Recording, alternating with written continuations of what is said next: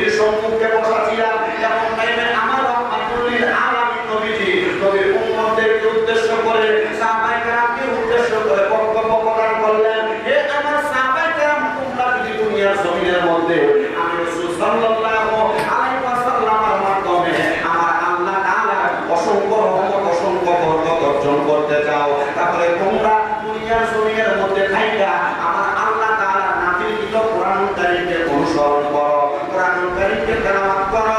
ও বন্ধু, আল্লাহ তাআলা কোরআন কারীমের তেলাওয়াতের মাধ্যমে আল্লাহ তাআলা আপনাকে আমার অসংখ্য বরকত, নিয়ামত, রহমত দান করবে। এটা জানার পরেও আপনারা কেউ জবানটা বন্ধ রাখবেন না, জবানটা ছেড়ে দিয়ে উচ্চ কণ্ঠে জোরে জোরে বলেন আউযু বিল্লাহি মিনাশ শাইতানির রাজীম, বিসমিল্লাহির রাহমানির রাহিম।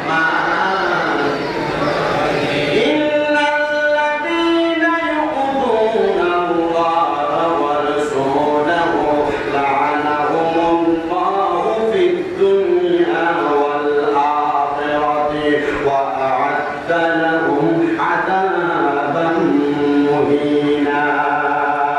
وقال تعالى في كلامه المجيد وفي فرقانه الحميد إن بطش ربك لشديد.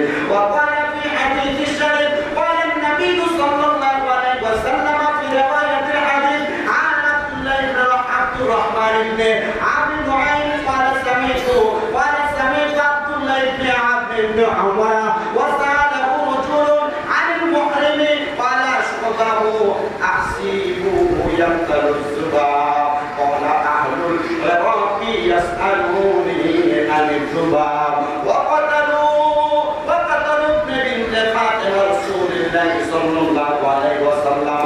وقال رسول الله صلى الله عليه وسلم هما ريحانيان من الدنيا. رواه البخاري أو كما قال عليه الصلاة والسلام. وقال في حديث الشريف عن أنس رضي الله تعالى عنه قال سمعت رسول الله صلى الله عليه وسلم يقول ألا أنبئكم بخياركم؟ قالوا بلى يا رسول الله. قال خياركم الذين إذا ذكر الله عز وجل. رواه ابن ماجه أو كما قال عليه الصلاة والسلام. وقال في شان حبيبه ومحبوبه ومعشوقه مخبرا وآمرا إن الله وملائكته يصلون على النبي يا أيها الذين آمنوا صلوا عليه وسلموا تسليما. قلنا اللهم صل على سيدنا محمد. اللهم صل على سيدنا محمد نبينا شفيعنا نبينا شفيعنا مولانا محمد. আরেকটু জবান করে বলেন আল্লাহুম্মা সাল্লি আলা সাইয়্যিদিনা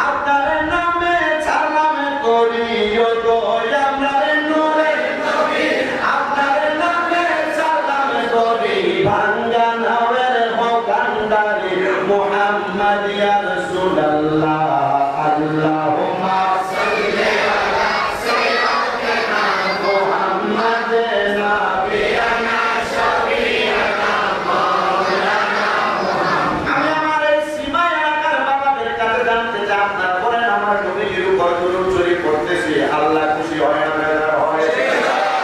আমাকে মাহফিলে ওঠার পূর্বে 2-3 দিন আগে সাবজেক্ট নির্ধারণ করে দিয়েছেন। আমি আপনাদের কাছে আমার নির্ধারিত সাবজেক্টের উপরে দুই একটা কথা বলার চেষ্টা করব। তার পূর্বে আল্লাহর হাবিব সাল্লাল্লাহু আলাইহি ওয়াসাল্লাম দুরূদ শরীফের দুই একটা ফজিলতের কথা বলে দেই, যেন আপনারা সহ পর্দার অন্তরালের যে মা বোনেরা পর্দার অন্তরালে বয়ান শুনেন তারা আমল করতে পারেন। নবী সাল্লাল্লাহু আলাইহি ওয়াসাল্লাম বলেন, দুনিয়ার জমিনের মধ্যে আমার যে উম্মত আমি নবীর প্রতি একবার দুরূদ শরীফ আদায় করবে, আমার আল্লাহ তাআলা ওই ব্যক্তির নামে জান্নাতের মধ্যে একটা বৃক্ষ রোপণ করবে। সাহাবায়ে কেরাম বলে, ইয়া রাসূলুল্লাহ ইয়া হাবিবাল্লাহ, নবী আপনার কাছে জানতে চাই আল্লাহ তাআলা জান্নাতের মধ্যে বৃক্ষ রোপণ করবে, ওই বৃক্ষের দ্বারা আমাদের কি লাভ হবে? আমার রাসূল সাল্লাল্লাহু আলাইহি ওয়াসাল্লাম নবী জানেন যে উম্মতের দ্বারা জান্নাতের মধ্যে যে বৃক্ষ রোপণ করা হবে, কারণ হাসরের ময়দানের মধ্যে যখন তোমার আমার আমলগুলো ওজন করা হবে, নেক আমল ওজন করার সময় যদি তোমার আমলের পাল্লার মধ্যে নেক আমল কম হয়ে যায়, ওই গাছের মধ্যে যত পাতা থাকবে ওই পাতার পরিমাণ সওয়াব আমার আল্লাহ তাআলা তোমাদের আমলনামার মধ্যে দিয়ে দিবে। বলেন সুবহানাল্লাহ। মুহাব্বত আমাদের জোরে জোরে দুরূদ শরীফ পড়েন, আল্লাহুম্মা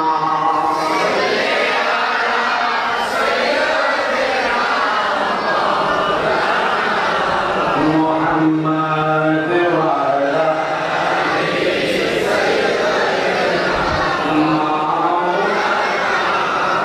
লা ইলাহা ইল্লাল্লাহ লা ইলাহা ইল্লাল্লাহ লা ইলাহা ইল্লাল্লাহ লা ইলাহা ইল্লাল্লাহ লা ইলাহা ইল্লাল্লাহ হাসবি রাব্বি জাল্লাল্লাহ মা ফি কলবি গায়রুল্লাহ কুল হাসবি রাব্বি জাল্লাল্লাহ মা ফি কলবি গায়রুল্লাহ নূর মুহাম্মদ সাল্লাল্লাহু নূর মুহাম্মদ সাল্লাল্লাহু লা ইলাহা ইল্লাল্লাহ লা ইলাহা ইল্লাল্লাহ আল্লাহ ছাড়া মাবুদ নাই, আবার নবী ছাড়া উপায় নাই।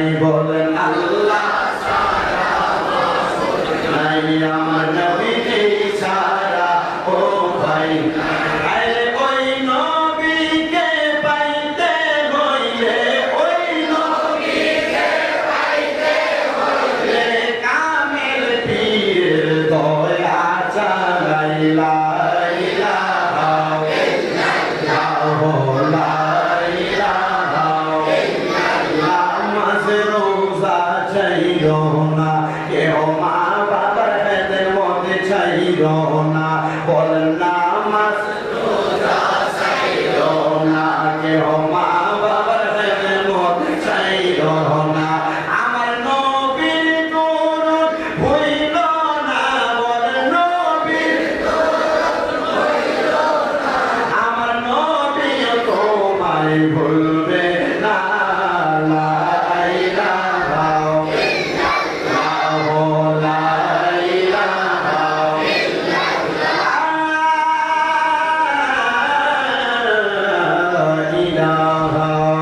ইল্লাল্লাহ মুহাম্মাদুর রাসূলুল্লাহ সাল্লাল্লাহু আলাইহি ওয়াসাল্লাম। সবাই জবান খুলে মুহাব্বতের আওয়াজে উচ্চ কণ্ঠে বলেন আলহামদুলিল্লাহ। আরেকটু মুহাব্বতের আওয়াজে বলেন আলহামদুলিল্লাহ। আলহামদুলিল্লাহ বলে শুকর গুজার করি একজনের, বলেন তিনি কে? আল্লাহর শুকর গুজার করলে আল্লাহ কি খুশি হয় না বেজার হয়? ইনশাআল্লাহ আস্তে আস্তে করে দেখবেন যদি ঘুমেও থাকে দিয়ে একটু উঠে চলে আসবে। আমার কাছে সে বয়ান করার মতো একটু ক্ষমতা আল্লাহ তাআলা যতটুকু দিয়েছেন আমি চেষ্টা করবো আপনাদের একটু মূল্যবান তথ্য শোনানোর জন্য। সেই শুকরিয়া দান আল্লাহ তাআলা আজকে আমাদেরকে এই জান্নাতের বাগান মাহফিলে আসার বসার তৌফিক দান করেছেন। একবার উচ্চ কণ্ঠে মুখের জড়তা ছেড়ে দিয়ে আল্লাহর খুশির জন্য জবান খুলে পড়ি আলহামদুলিল্লাহ। দিনের সম্মানিত সভাপতি, আমার উস্তাদ সমতুল্য, বিশেষ করে আহলে সুন্নাত ওয়াল জামাত বাংলাদেশের প্রেসিডিয়াম সদস্য, আপনাদের মোহাম্মদিয়া জামে মসজিদের সম্মানিত খতিব মুকাররম, বড়লিয়া সালমিয়া দরবার শরীফের সম্মানিত সাজাদানশীন, উস্তাদ সমতুল্য আল্লামা কারি সৈয়দ ইয়ারা মোহাম্মদ ইয়ার সাহেব আল্লাহুল্লাহ আলী বারাকাল্লাহু ফি হায়াতি। আমি শুনলাম হুজুর আপনাদের এলাকায় দীর্ঘ 25 বছর করতেন, 25 বছর করতেছে। আলহামদুলিল্লাহ, আল্লাহ তাআলা যে হুজুর হায়াতের মধ্যে বরকত দান করে, হায়াত ইজি দান করে বলেন আমিন। আজকে জান্নাতের বাগান, আজকে মাহফিল আমার উপর অত্যন্ত মূল্যবান তকরির করেছেন। আমার বড় ভাই সমতুল্য,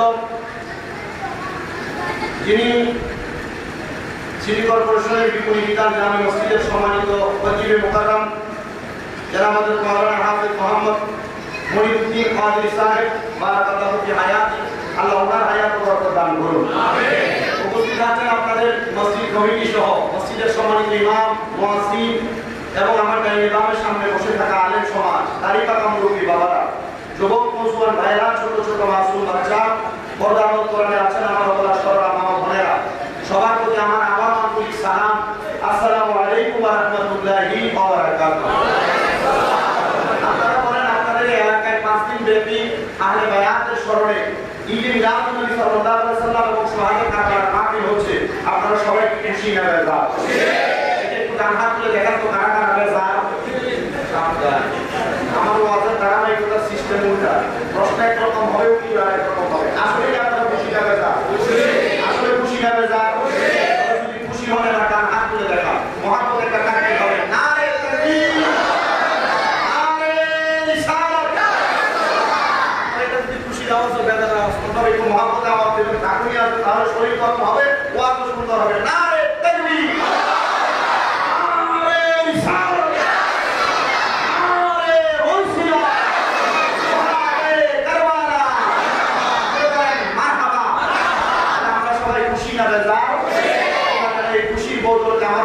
আমাদের বংশের কবর আযাব মাফ করে দেবেন আমিন। আপনারা শুধু খুশি না যে মাহফিল 5 দিন ব্যাপী মাহফিলের উসিলায় আরেকটা শ্রেণী খুশি আছে। আমাদের মসজিদের ডান পাশে, আমার হাতের ডান পাশে কবর পাশে, আপনাদের থেকে বেশি খুশি আজকে আপনারা যারা জান্নাতের বাগানে বসেছেন, আপনাদের আওলাদ যারা কবরে আছে, ওই কবর থেকে এই আওলাদের রূহগুলো আজকে মাহফিলের চারদিকে ঘুরতেছে।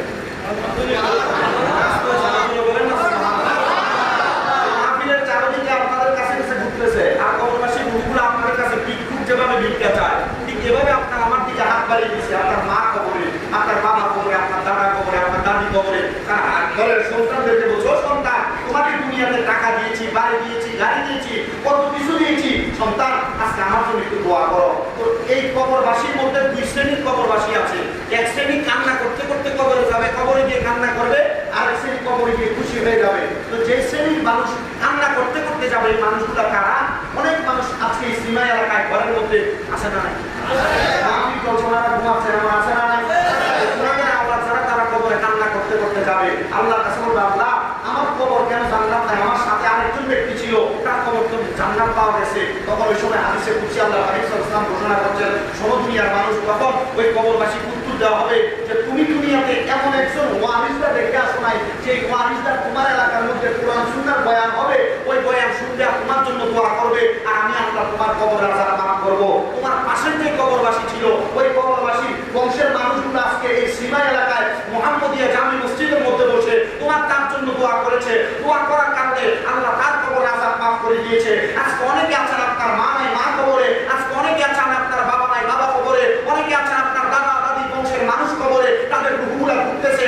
আপনি যখন আখির মুনাজাতের মধ্যে রব্বির হামহুমা কামা রব্বায়ানি সগীরা বলে আল্লাহর কাছে দোয়া করবেন, তারা কবরে গিয়ে নাজাত পেয়ে যাবে। আর আপনারা যারা বাড়ি করে এখনো বসে আছে, এদের আওলাদরা কবরে যাওয়ার পর এরা কান্না করতে লাগবে, হে রব্বে কারীম আল্লাহ, আমার কবরে কেন নাজাত দেওয়া হয় নাই? আল্লাহর পক্ষ থেকে রহমতের ফেরেশতা আওয়াজ দিবে, তোমার একজন নেককার ওয়ারিসদের যদি দুনিয়াতে রাখতো, মুহাম্মদিয়া জামে মসজিদে শাহাদায়ে কারবালার 5 দিন ব্যাপী মাহফিলের মধ্যে বসতো, আর আমি আল্লাহ তোমাকে মাফ করতাম। হায় আফসোস করতে করতে তারা দুনিয়ার মানুষদের প্রতি লানত প্রদান করবে।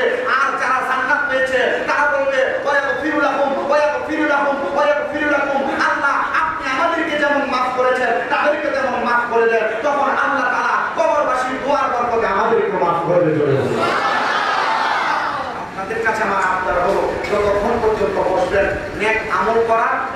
নিজের এবং বংশের কবর আযাব মাফ করানোর নিয়তে বলবেন। বলতাম আপনারা অনেক মা বোনেরা শুনছেন, মা বোনদেরকে আমি আপনারা জানাবো, আমি স্বামী রেজা আপনাদের সন্তানের মতো বয়স কম, দাঁড়িয়ে কোনো ঠিকঠাক মতো ওঠে নাই, যদিও বয়স কম আপনাদের দোয়ায় কুমিল্লাতে আমার 6-6টা মাদ্রাসা চলে, মাদ্রাসাগুলো চালে আমার মেনটেন করে আপনাদের এদিকে আসতে খুব কষ্ট হয়, তবু আসি। আপনাদের মতো মানুষগুলো আমাদেরকে দাওয়াত করে বিদায়। এবার আপনারা বলেন, আমি যদি আপনাদের কাছে আরো অল্প কিছুক্ষণ কষ্ট দিয়ে আপনাদেরকে কথা বলি, আপনারা কি শুনতে রাজি আছেন? আছেন তো ইনশাআল্লাহ রাজি আছেন? আমি আপনাদের কাছে কোরআনুল কারীম থেকে সূরা আহজাবের 57 নম্বর আয়াতে কারিমা তিলাওয়াত করেছি। বলে হুজুর কেন? এই আয়াতে কারিমার মাধ্যমে সে তো আমাকে বলেছেন হযরত ইমাম আলী মাকাম ইমাম হুসাইন রাদিয়াল্লাহু তাআলা আনহুর শাহাদাতের আজকের মাহফিল যে উদ্দেশ্যে, এই উদ্দেশ্যের মূল ধারাবাহিক আলোচনা সাবজেক্ট দিয়েছেন আমাকে। ইনশাআল্লাহ আমি চেষ্টা করব আপনাদেরকে বয়ান করার জন্য। আল্লাহ তাআলা কোরআনুল কারীমের যে আয়াত সূরা আহজাবের 57 নম্বর আয়াত, এই আয়াতের ব্যাপারে তাফসীরে জালালাইন শরীফের মধ্যে আল্লামা জালালউদ্দিন সুয়ুতী রাহমাতুল্লাহ আলাইহি, হযরত জালালউদ্দিন মুহল্লী রাহমাতুল্লাহ আলাইহি দুইজন তাফসীরকার এই আয়াতে কারিমার অনুবাদ অত্যন্ত সুন্দরভাবে করছেন। বলছেন নিশ্চয়ই যারা আল্লাহ এবং তার রাসূলকে কষ্ট দেয় দুনিয়া এবং আখিরাতে তাদের জন্য আল্লাহর অভিসম্পাত, আল্লাহর অভিশাপ রয়েছে। শুধু তাই নয়, আল্লাহ তাদের জন্য লাঞ্ছনাদায়ক শাস্তি প্রস্তুত করে রেখেছেন। জোরে সোরে বলি নাউজুবিল্লাহ। আয়াতে কারিমার সরল অনুবাদ করার পর আমি তাফসীরে কানজুল ঈমান খাজাইনুল ইরফান আমার আলা হযরতের লিখিত তাফসীর থেকে আপনাদেরকে আয়াতের উপরে একটু কথা বলি। আলা হযরত ইমাম ইসকে মুহাব্বত এই আয়াতের ব্যাপারে লিখে উনি বলছেন যে আল্লাহ এবং রাসূলকে কিভাবে কষ্ট দেওয়া হয়। দুইটা ধারাবাহিকতা। আল্লাহকে কষ্ট দেওয়ার মূল মাধ্যম হলো আল্লাহর ওয়াহদানিয়ত, আল্লাহর খালিকাত খুলিকাত, আল্লাহর সৃষ্টি জগতের বিষয়গুলোকে অস্বীকার করা এবং তার উপর আপনারা কোনো তহমত দেওয়া, এটা আল্লাহ কষ্ট পায়। আবার অপর হাদিসের মধ্যে রাসূল বলেছেন আল্লাহ কষ্ট পায় অন্য কয়েকটা মাধ্যম, যেমন আল্লাহর কোন নেক বান্দাকে কষ্ট দিয়ে আল্লাহ কষ্ট পায়, আল্লাহর কোন বন্ধুকে কষ্ট দিয়ে আল্লাহ কষ্ট পায়। মেনে নিলাম, তাহলে রাসূল কিভাবে কষ্ট পায় আল্লাহর হাবিব সাল্লাল্লাহু আলাইহি ওয়াসাল্লাম তিরমিজি শরীফের হাদিস শরীফের মাধ্যমে জানিয়ে দিচ্ছে। ও উম্মতের দলেরা, যারা আমার হযরত ইমাম হাসান, হযরত ইমাম হুসাইন রাদিয়াল্লাহু তাআলা আনহুমা এদেরকে কষ্ট দেয়, এদেরকে কষ্ট দিয়ে আমি রাসূল কষ্ট পাই। এবার বলেন, এদেরকে কষ্ট দিয়ে রাসূল যদি কষ্ট পায়, রাসূলকে যে ব্যক্তি কষ্ট দিল ওই ব্যক্তি কি জান্নাত পাবে? না। বলেন জান্নাত পাবে? না। আসলে এবার আমার বাবাজিরা, বন্ধুরা, গভীর মনোযোগ নিয়ে আলোচনা শ্রবণ করবেন। হযরত ইমাম আলী মাকাম ইমাম হাসান এবং ইমাম হুসাইন রাদিয়াল্লাহু তাআলা আনহু এদেরকে কেউ কষ্ট দিয়ে এরা জান্নাত পাবে না, কথা নিশ্চিত। আমার দয়াল নবী রাহমাতুল লিল আলামিন নবীর কলিজার পুত্র হযরত ইমাম হাসান, হযরত ইমাম হুসাইন রাদিয়াল্লাহু তাআলা আনহু আমার নবী এদেরকে কত ভালোবাসতেন। আল্লাহ পাক রব্বুল আলামিন জিবরাইল আলাইহিস সালাতু ওয়াস সালামকে আমার নবীর কাছে পাঠাইলেন। আমার নবীজির কলিজার টুকরা দুইজন সন্তান। বলেন কয়জন সন্তান? দুইজন ছেলে সন্তান। একজন সন্তানের নাম হযরতে তৈয়ব, আর একজন সন্তানের নাম হযরতে তাহের। আল্লাহর হাবিব সাল্লাল্লাহু আলাইহি ওয়াসাল্লামের কাছে হযরতে জিবরাইল আলাইহিস সালাতু ওয়াস সালাম আগমন করলেন। জিবরাইল এসে বলেন, ইয়া রাসূলুল্লাহ, ইয়া হাবিবাল্লাহ, নবীজি আমার আল্লাহ তাআলা বলেছেন আপনার তো দুইটা সন্তান এবং আপনার কলিজার টুকরা কন্যা হযরতে খাতুনে জান্নাত ফাতেমা তুজহারা রাদিয়াল্লাহু তাআলা আনহা, ওনারও দুইটা সন্তান। আমার আল্লাহ বলেছেন আপনার কলিজার টুকরা নাকি হযরত ইমাম হাসান এবং ইমাম হুসাইন রাদিয়াল্লাহু তাআলা আনহুমা, এই দুইজনকে নাকি আমার আল্লাহর রাস্তার মধ্যে শাহাদাত করে দিতে হবে, আমার আল্লাহর রাস্তার মধ্যে দিয়ে দিতে হবে হাদিয়া হিসেবে। আমার নবী রাহমাতুল লিল আলামিন নবী জিবরাইলের কাছে দরখাস্ত পেশ করলেন, হে জিবরাইল আলাইহিস সালাতু ওয়াস সালাম, আমার আল্লাহর কাছে তুমি যে আমি নবী একটা পানি পৌঁছায়া দাও, আমার আল্লাহ তাআলা যেন আমার ফাতেমার কলিজার টুকরা দুইটা সন্তান হযরত ইমাম আলী মাকাম ইমাম হাসান রাদিয়াল্লাহু তাআলা আনহু এবং ইমাম হুসাইন রাদিয়াল্লাহু তাআলা আনহুকে না নিয়ে যায়। নবীজি আমার আল্লাহ বলেছেন আপনাকে দুইটা দেহ দুইটা রূহ দিয়ে দিতে হবে। আমার দয়াল নবী রাহমাতুল লিল আলামিন নবী জিবরাইলের কাছে খবর দিলেন আমার তো দুইটা সন্তান তৈয়ব এবং তাহের, আমার আল্লাহ এর মধ্যে যাকে পছন্দ হয় আল্লাহকে বলো তাকে নিয়ে যাওয়ার জন্য। জোরে জোরে বলেন বাবা সুবহানাল্লাহ। আল্লাহ তাআলা আমার নবীর কথা মোতাবেক, কারণ আমার আল্লাহ তাআলা আমার নবীর একটা কথা পর্যন্ত ফেলেন না। আমার নবী যা বলেন আল্লাহ তাআলা নবীর কথাটাকে উম্মতের জন্য ধর্ম হিসেবে প্রেরণ করে দেন। আমার নবী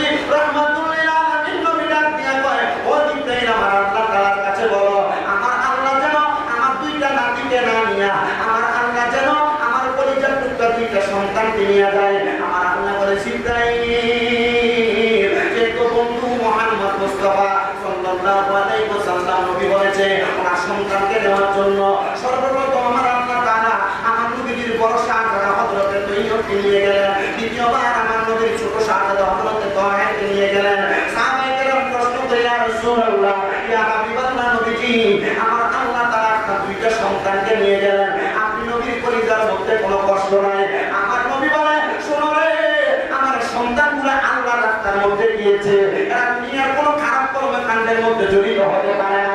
আমার আল্লাহ যেহেতু ছোট বয়স আমার সন্তানগুলোকে আল্লাহ রাস্তার মধ্যে নিয়েছে, আমি আমার আল্লাহ তাআলার কাছে বলবো আল্লাহ গো আমার সন্তানগুলো নেওয়ার কারণে আমি আপনার কাছে শুকরিয়া আদায় করি, কিন্তু আমি আমার নাতিগুলোকে বেশি ভালোবাসি।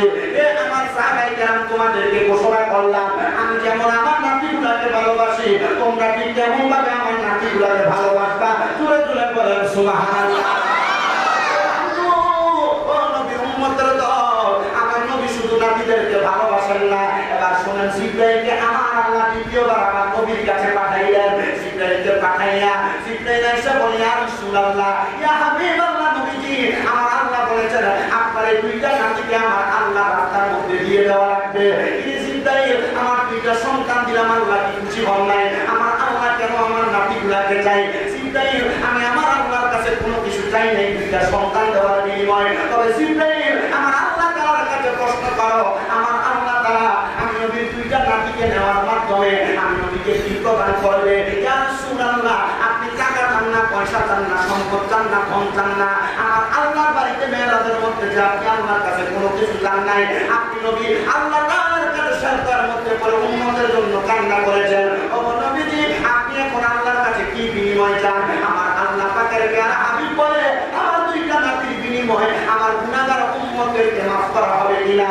আল্লাহ তাআলা ঘোষণা করেছে জিবরাইল আমার হাবিবকে দিয়া মুহাম্মদ মুস্তাফা আহমদ মুস্তাফা সাল্লাল্লাহু আলাইহি ওয়াসাল্লাম নবীকে জানায়া দাও আমার এই দুইটা নবীর নাতি যে দুইজন আছে এই দুইজনকে আমি আল্লাহ তাআলা নবীর মাধ্যমে ঘোষণা করলাম আল হাসান ওয়াল হুসাইন সাইয়্যিদা শাবাবি আহলে জান্নাহ। হযরত ইমাম হাসান এবং ইমাম হুসাইন রাদিয়াল্লাহু তাআলা আনহু হলো জান্নাতের যুবকদের সরদার। ও সীমা এলাকার যুবক ভাইরা এই জান্নাতের বাগান সাজাইলে আপনার লাখ লাখ টাকা খরচ করে, হাজার হাজার টাকা খরচ করে, কারণ ময়দানে মাশরে যখন আপনাকে প্রশ্ন করা হবে তোমার দিনে কেমন আছো, নামাজ দেখাইতে পারবেন না, রোজা দেখাইতে পারবেন না, কারণ এগুলো কবুল হয়েছে কিনা এটার কোনো গ্যারান্টি আপনার কাছে থাকবে না। তবে বলতে পারবে প্রতি বছর বছর সোহাগে কারবালার মাসে মুহাররমুল হারাম মাসে 5 দিন ব্যাপী মুহাম্মদিয়া মসজিদের মধ্যে আমরা সোহাগে কারবালার মাহফিল করেছি। আমি জানতে চাই এই সোহাগে কারবালার ভিতরে কারবালার মাহফিলের উসিলায়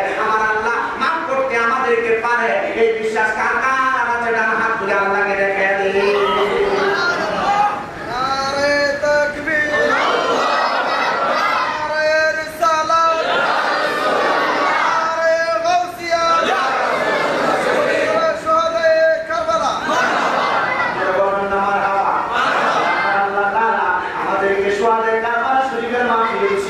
করতে পারে কি পারে না?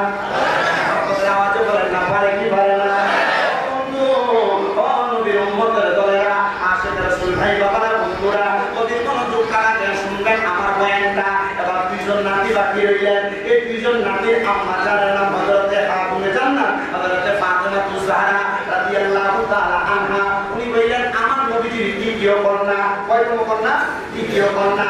নবীজির দুইটা কন্যা ছিলেন, সর্বপ্রথম দুইটা কন্যাকে বিবাহ করলেন হযরতে উসমান বিন মুগাইর রাদিয়াল্লাহু তাআলা আনহু।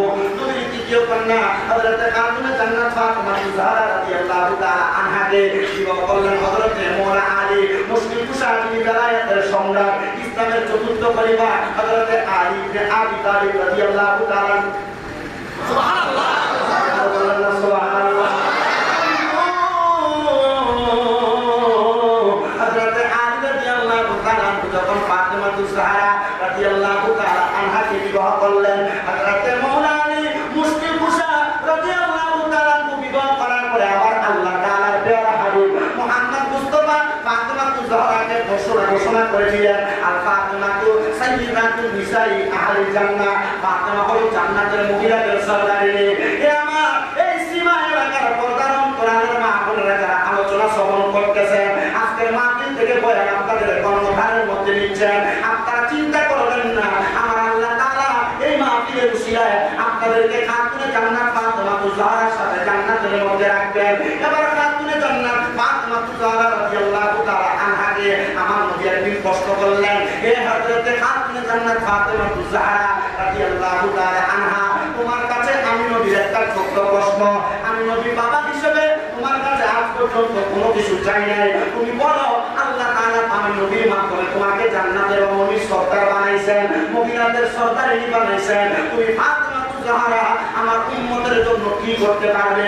খাতুনে জান্নাত ফাতেমা তুজহারা বলে, আব্বা জান, আমার আল্লাহ তাআলা যেহেতু আমাকে জান্নাতের সরদারের দায়িত্ব প্রদান করেছে, আল্লাহর কসম আমি ফাতেমা তুজহারা আপনার একটা গুনাহগার কম দিও জাহান্নামে থাকবে, আমি ফাতেমা জান্নাতে প্রবেশ করব না। তুমি জোরে বলেন সুবহানাল্লাহ। তোমার ফাতেমা আরেকে নাম বতুল, তুমি আওলাদে রাসূল, মাগো আওলাদে রাসূল সুবহানাল্লাহ।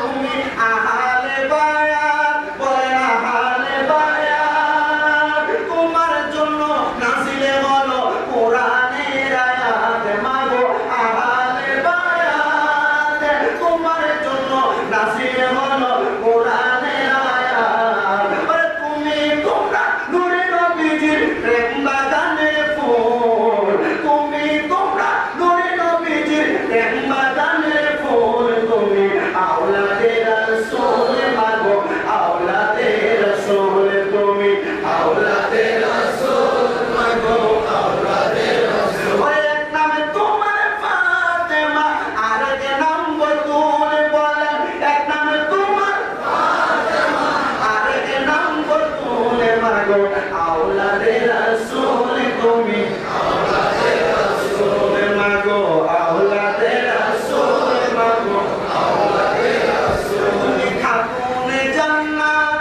মাগো সরদারে জান্নাত, বুখারী শরীফে নবীর হাদিসে বয়ান, তুমি খাতুনে জান্নাত, মাগো সরদারে জান্নাত, বুখারী শরীফে নবীর হাদিসে বয়ান, তোমায় ভালোবেসে মোরা পাইতে চাই দুই গুণ, মানে জান্নাত এবং দুনিয়া, আরে তোমায় ভালোবেসে মোরা পাইতে চাই দুই গুণ, তুমি আওলাদে রাসূল, মাগো আওলাদে রাসূল, তুমি আওলাদে রাসূল, মাগো আওলাদে রাসূল। এক নামে তোমার ফাতেমা আর এক নাম বতুল, বলেন এক নামে তোমার ফাতেমা আর এক নাম বতুল, মাগো আওলাদে রাসূল, তুমি আওলাদে রাসূল, তুমি আওলাদে রাসূল, তুমি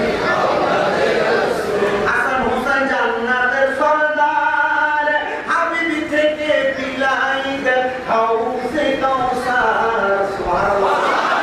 হাসান হুসাইন জান্নাতের সরদার, হাবিবি থেকে বিলাই দেন হাউজে কাউসার, উনাদেরও সিলাই আল্লাহ করবে কবুল, বলেন উনাদেরও সিলাই আল্লাহ করবে কবুল, তুমি আওলাদে রাসূল, তুমি আওলাদে রাসূল, বলেন আওলাদে রাসূল, তুমি আওলাদে রাসূল। ওলিউল্লাহ কিছু তো নাই, তোমাদের ভালোবাসিয়া জান্নাতে পেতে চাই সুবহানাল্লাহ। যে ভালোবাসলে জান্নাত পাওয়া যাবে, কথাটা সত্য না মিথ্যা?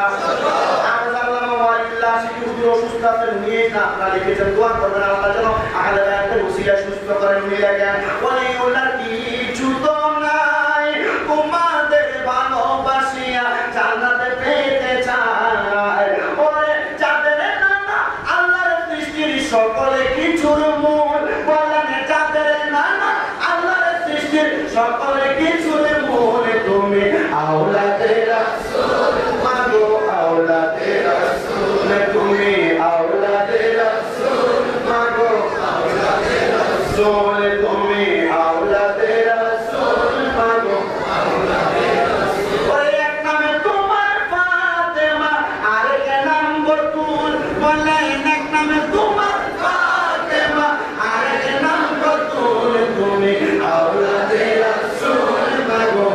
औलादे रसूल তুমি औलादे रसूल তুমি औलादे रसूल सारा दुनिया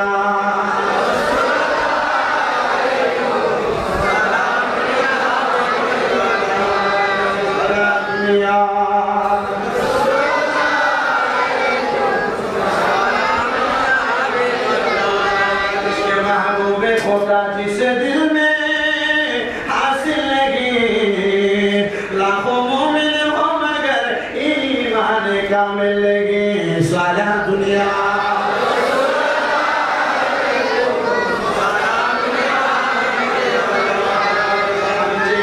বলতেছিলাম আমার খাতুনে জান্নাত ফাতেমা বলেছেন আপনার উম্মতের জামিনদার আমি ফাতেমা হব বন্ধুরে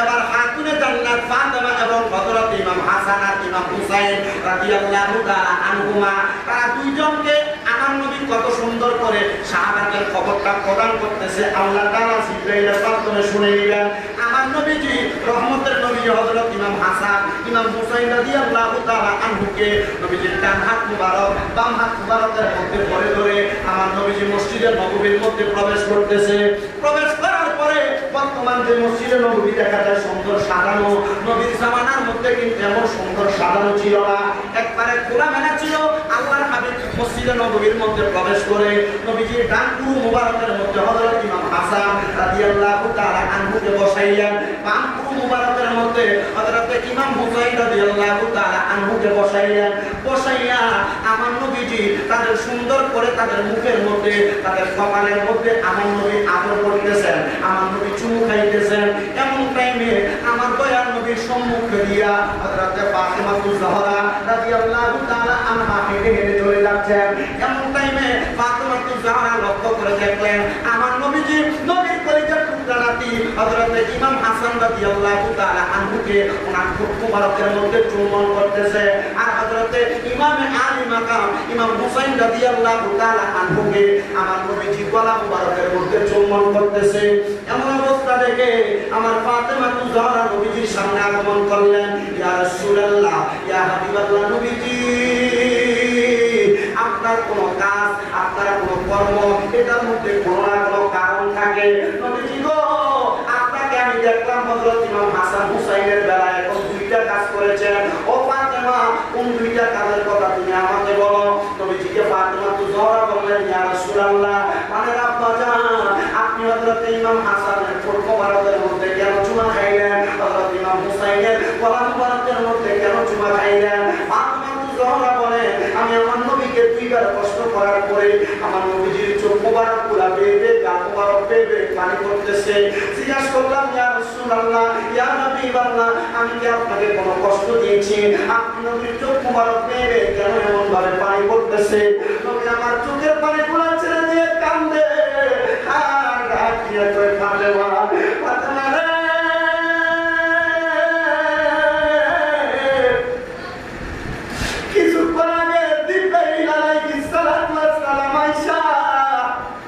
আমি নবীর খবর দিছে যে নবী হযরত ইমাম হাসানের ঠোঁট মুবারকের মধ্যে দিনে রাতে সর্বক্ষণ আদর করে চুমু খাই আমি নবী যখন দুনিয়াতে থাকবো না আমি নবী যখন রওজা মুবারকে চলে যাব এমন কিছু মানুষ আসবে আমার ইমাম হাসানকে মসজিদের লাশা দেখাইয়া আমার ইমাম হাসানকে বিস্তান করাইবো যেন বিশ্বকে ইমাম হাসানকে না মারতে পারে আমার ইমাম হুসাইনের গলা মুবারকের মধ্যে তরবারি চালাইবো যাদের মাথার মধ্যে পাগড়ি থাকবে মুখের মধ্যে দাড়ি থাকবে শরীরের মধ্যে পাঞ্জাবি থাকবে কিন্তু তাদের ঈমান থাকবে না ফাতেমা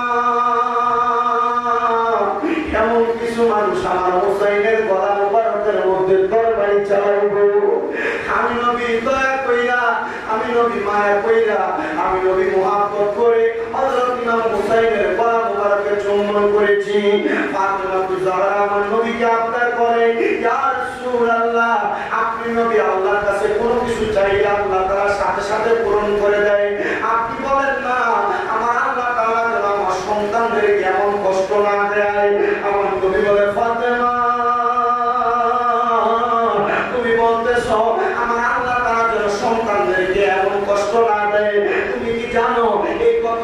বিনিময়ে আল্লাহ তাআলা তাদেরকে জান্নাতের সরদার বানাইছে। ফাতেমা কয় আলহামদুলিল্লাহ। ও ফাতেমা, তুমি কি জানো আমার হযরত ইমাম হুসাইনের গলা মুবারক থেকে যত ফোঁটা রক্ত মুবারক মাটির মধ্যে পড়বে, প্রত্যেক ফোঁটা রক্ত মুবারকের বিনিময়ে আমার আল্লাহ তাআলা নবীর লক্ষ লক্ষ কোটি কোটি গুনাহগার উম্মতকে নাফাক দিবে। ও আব্বা জান, আপনি যে এই কথা বললেন আপনার উম্মতের জন্য আমার জীবনের সর্বপ্রথম মুহূর্ত থেকে এখন পর্যন্ত দেখলাম আপনি উম্মতের জন্য কান্দেন। দুনিয়ার সম্পদের আশা করেন নাই, টাকার আশা করেন নাই, দিরহামের আশা করেন নাই। আব্বা জান, আমি আপনার জন্য আপনার উম্মতের জন্য আমার সন্তানদেরকে হাদিয়া করে দিলাম। ও আব্বা জান, আপনি আমার আল্লাহ তাআলার কাছে দোয়া করে দেন আমার আল্লাহ তাআলা যেন আমার দুইটা সন্তানকে শহীদের মর্তবা দান করে। হযরত ফাতেমা তুজহারা রাদিয়াল্লাহু তাআলা আনহা যখন এমন কথা বললেন, আমার নবী বলে ফাতেমা এই কথা সহ্য করেছো, আরেকটা কথা কি শোনার পরে সহ্য করতে পারবা? ফাতেমা কই ইয়া রাসূলুল্লাহ কোন কথা? আমার নবী আরো কান্না করতেছে। নবী আমার কান্না করে ডাক দিয়ে কই ফাতেমা এই হুসাইনের গলা মুবারকের মধ্যে আমি চুমা খাইছি। কেন খাইছি জানো? কারবালার ময়দানের মধ্যে আমার ইমাম হুসাইন যাবে। আমার আল্লাহ তাআলার কাছে ইমাম হুসাইন 2 রাকাত নামাজ আদায় করবে। 2 রাকাত নামাজের মধ্যে 4টা সেজদা আদায় করা লাগে, কিন্তু আমার হুসাইনে পাক রাদিয়াল্লাহু তাআলা আনহু 4টা সেজদা আদায় করতে পারবে না, একটা সেজদা আদায় করবে। ফাতেমা কই ইয়া রাসূলুল্লাহ একটা সেজদা আদায় করবে, আরেকটা 3টা সেজদা আদায় করবে, আরেকটা সেজদা জীবনের শেষ নামাজটাকে আদায় করতে দিবে না। ফাতেমা তুজহরাকে আমার নবী উত্তর দেয়, হযরত ইমাম হুসাইন দুনিয়াতে 3টা সেজদা দিয়ে নামাজ শেষ করতে পারবে না, তবে আমি রয়াল নবী রাহমাতুল লিল আলামিন নবীকে আল্লাহ বলেছে কাল ময়দানে মাশরের মধ্যে আমার হযরতে ইমামে আলী মাকাম ইমাম হুসাইন রাদিয়াল্লাহু তাআলা আনহু আমার আল্লাহ তাআলার কুদরতি কদমের মধ্যে একটা সেজদা দিবে। ওই একটা সেজদার বিনিময়ে আমার আল্লাহ তাআলা আমি দয়াল নবীর লক্ষ লক্ষ কোটি কোটি গুনাহগার উম্মতদেরকে নাজাত দিবে। জোরে বলেন সুবহানাল্লাহ।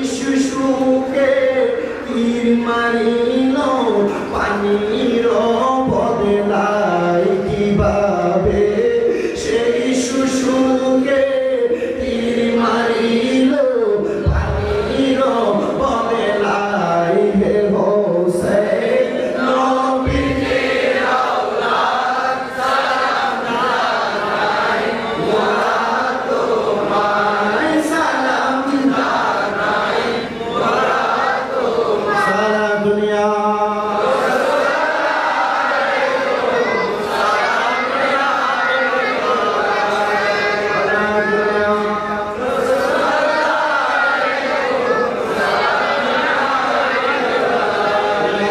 মুস্তাফা নূরুন আলা নূর হাবিবে কিবরিয়া নূরুন আলা নূর সারা দুনিয়া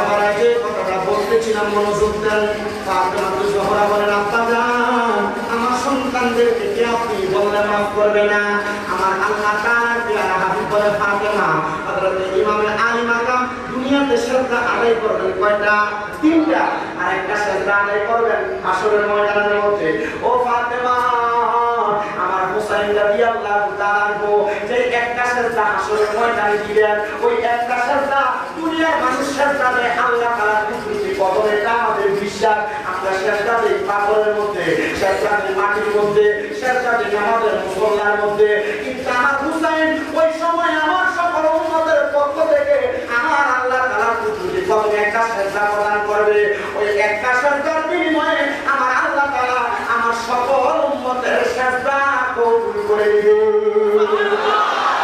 ও বন্ধুরে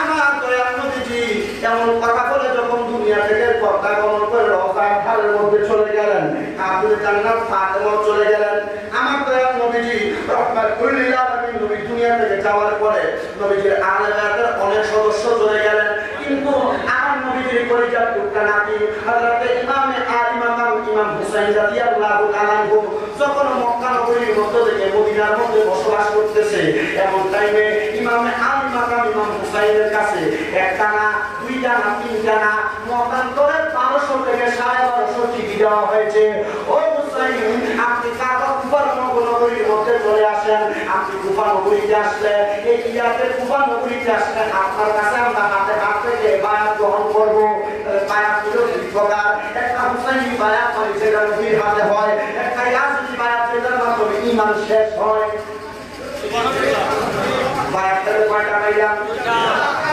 কয়টা পাইলাম কারবালার ময়দানের মধ্যে ইরাকের জমিনে বায়াত হয়েছে দুই ধরনের এক ধরনের হুসাইনি বায়াত আরেকটা ইয়াজিদি বায়াত হুসাইনি বায়াতের মাধ্যমে নবী পাওয়া যায় ইয়াজিদি বায়াতের মাধ্যমে জীবন নাশ হয়ে যায়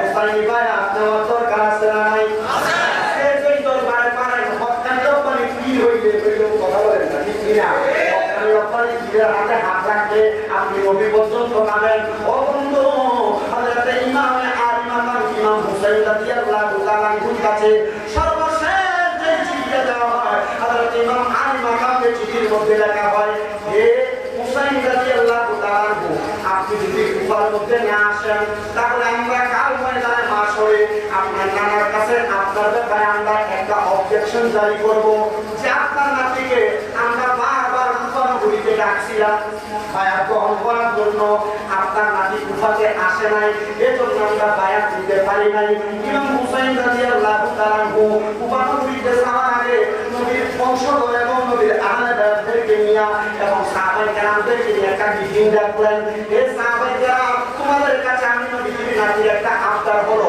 তারা তো আমাদেরকে বারবার দাওয়াত করেছে আমি তাদের কাছে যাওয়ার জন্য তারা আমার কাছে বায়াতে রাসূল গ্রহণ করবে হযরত ইমামে আলী মাকাম ইমাম হুসাইন কে সাহাবায়ে কেরাম উত্তর দেয় হে হুসাইন রাদিয়াল্লাহু তাআলা আপনি কুফা নগরীতে যাবেন না কেন তারা আপনার বাবার সঙ্গে বেঈমানি করেছে ইমাম আলী মাকাম নামাজের অবস্থায় ছিলেন আপনার বাবার কদম মুবারকের মধ্যে সুতরাং তারা তীর মেরেছে আপনার ভাই হযরত ইমাম আলী মাকাম ইমাম হাসান রাদিয়াল্লাহু তাআলা আনহুর মুখের মধ্যে তারা একবার না 6 থেকে 7 বার বিষ পান করাইছে আপনি যদি কারবার করে মধ্যে চলে যান তাহলে তারা আমার সঙ্গে বেঈমানি করবে। হযরত ইমাম হুসাইন বলে তারা যদি আমার সঙ্গে বেঈমানিও করে বেঈমানি করুক না, আমি নবীজি রাহমাতুল লিল আলামিন নবীর নবী তাদের কাছে চলে যাব, যাইয়া আমার নানার বায়াতে রাসূল গ্রহণ করাইবো। যদি একজন বায়াত গ্রহণ করে আমি হুসাইনের জীবন সার্থক। তবে আমার নানা বলেছে আমার কাছে তারা যদিও বায়াত গ্রহণ করে তাদের মধ্যে একটা শ্রেণীর মানুষ আমি ইমাম হুসাইনকে তারা কষ্ট দিবে। জোরে জোরে বলেন নাউজুবিল্লাহ। তারা যদিও বায়াত গ্রহণ করে, এটা বন্ধ করে দাও, সালাত থেকে না সালাত বলা। 2 নম্বর, এটা 5 দিন ব্যাপী মাহফিল, এটা সাউন্ড সিস্টেম আগে থেকে ঠিক হওয়ার কথা। আচ্ছা, তুমি কষ্ট করে স্পিকারের মধ্যে থেকে সব আউটপুট বাদ দিয়ে ডাইরেক্ট সাউন্ড স্পিকার, হ্যাঁ ডাইরেক্ট সাউন্ড সব বাদ, ইকো বাদ, এফেক্ট বাদ সব বাদ দিয়ে দাও, ডাইরেক্ট সাউন্ড তুলে দাও। আমি হচ্ছে মানুষ কষ্ট করে। আর দ্বিতীয়ত আপনারা যে কষ্ট করে বয়ান শুনছেন আপনাদের কি কষ্ট হচ্ছে? যদি একটু ঘাম বের হচ্ছে গরমের কারণে, যদি একটু কষ্ট হচ্ছে সুবহানাল্লাহ আলহামদুলিল্লাহ বলতে, আমরা এটার জন্য দুনিয়াতে কোনো, আমি দেখছি যে আসার সময় অফিস করে খাবার রেডি করা হয়েছে বিরিয়ানি, গতকাল আপনি 2টা করে পাইছেন আর আজকে 1টা করে পাইলে আলহামদুলিল্লাহ। তবে আমি এই দুনিয়ার তাওয়ারুদের আশা আপনাদেরকে দিচ্ছি না, আমি এতটুকু আশা দিতে পারছি যে আপনি আজকে আহলে বায়াতের স্মরণের যে বয়ান শুনছেন, যদি আপনি কাল ইন্তেকাল করেন অথবা আজকে ইন্তেকাল করেন, ময়দানে মাশরে আল্লাহর কাছে শুধু এতটুকু বলবেন, আল্লাহ কষ্ট করে গরম তো দুনিয়াতে সহ্য করছি, এখন কি জাহান্নামের গরম দিবা?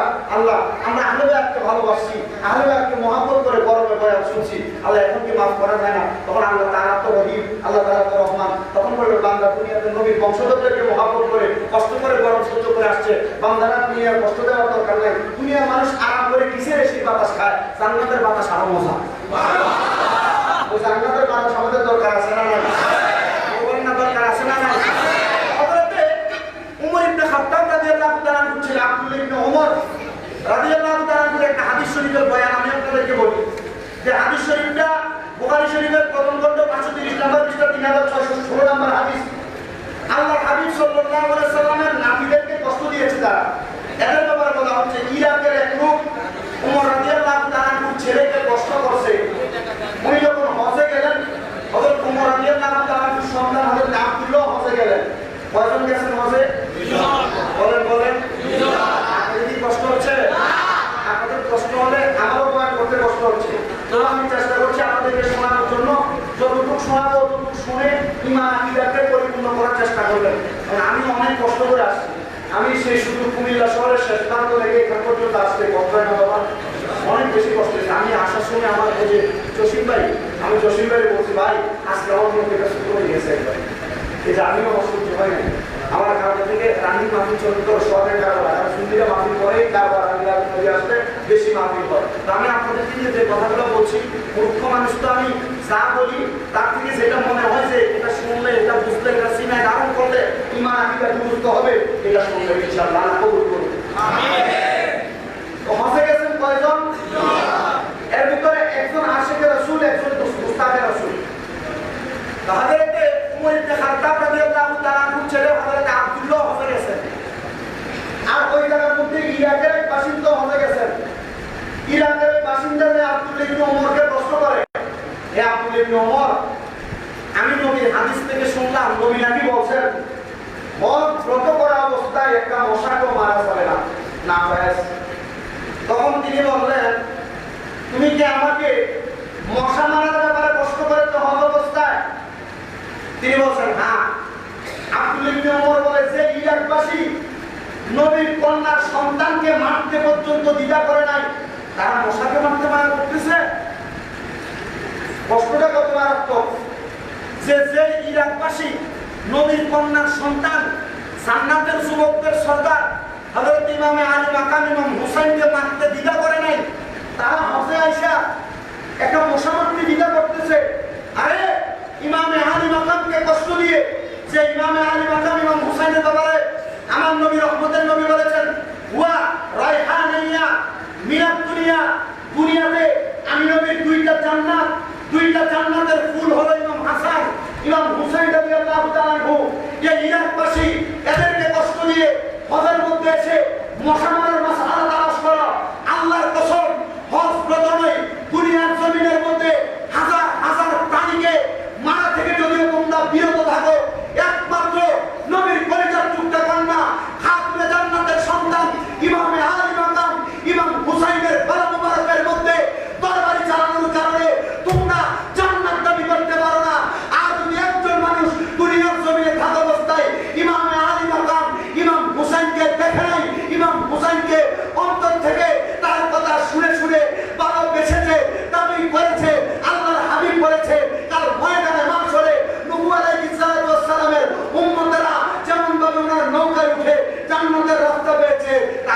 তখন জান্নাতের রাস্তা হবে।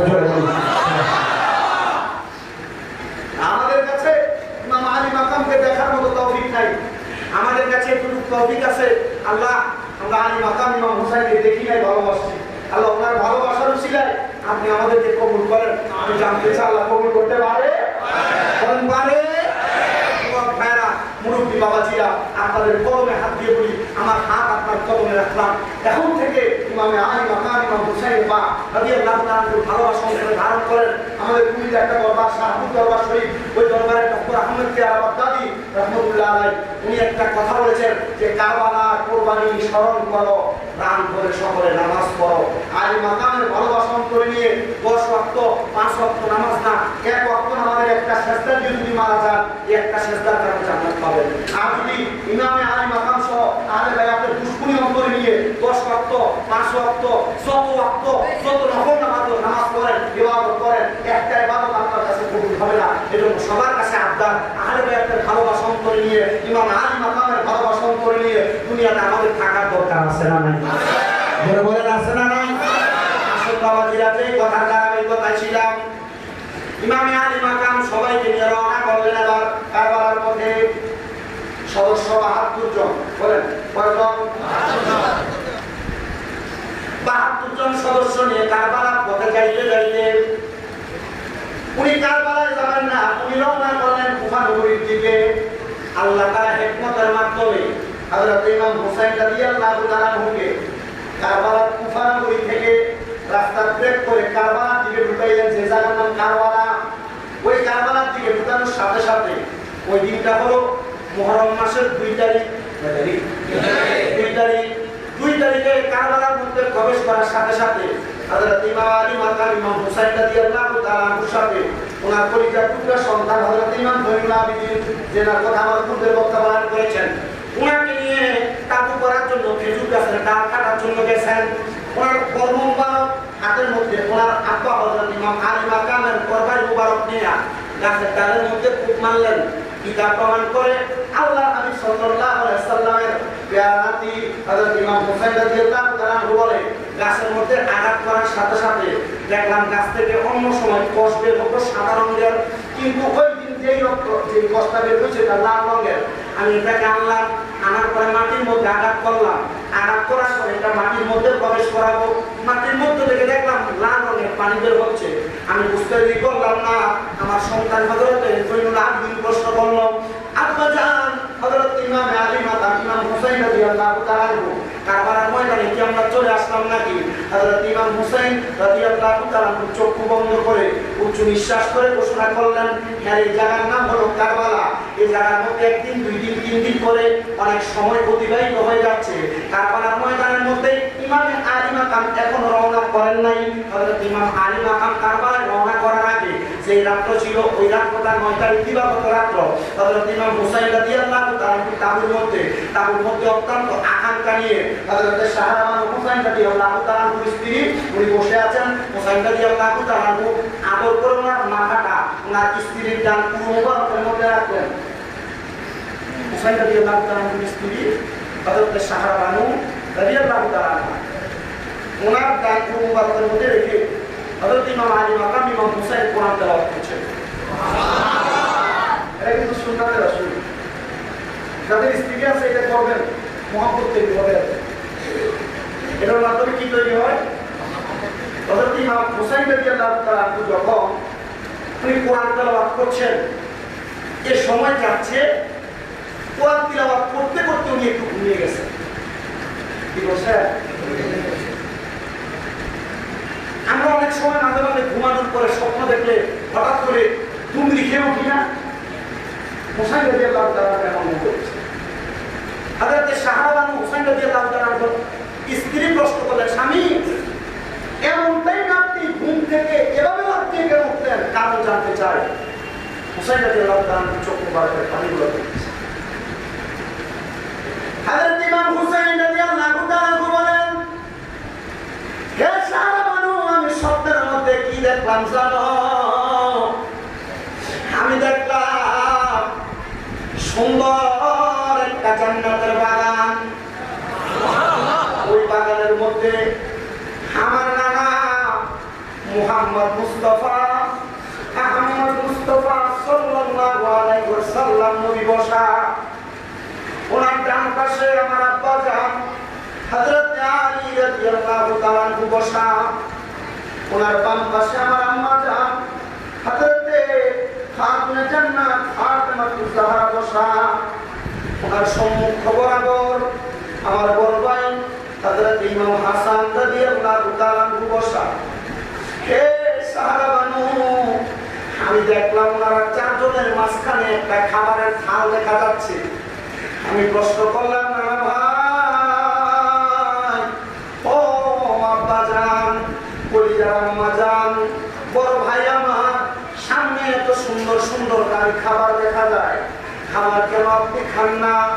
আমার ভাই আমার উত্তর দেয়, আল্লাহ তাআলা ঘোষণা করেছেন আমাদের সামনে যে জান্নাতি খাবার, এই খাবারের মালিক একজন নয়, এই খাবারের মালিক দুইজন নয়, তিনজন নয়, আমরা যে চারজন নয়, এই খাবারের মালিক হলো পাঁচজন।